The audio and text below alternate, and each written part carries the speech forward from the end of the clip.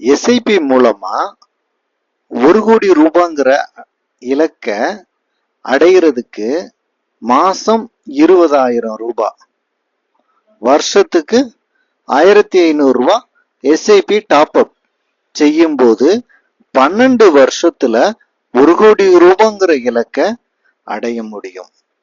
இந்த மாதிரி நிதி சார்ந்த உங்கள் இலக்குகளை எவ்வளவு காலத்துல எவ்வளவு ரூபாயை கொண்டு எந்த அளவுக்கு உங்களாலையும் சேமிக்க முடியும் அப்படின்னு தெரிஞ்சுக்கிட்டதுக்கு கமெண்ட் பண்ணுங்க, கான்டாக்ட் பண்ணுங்க.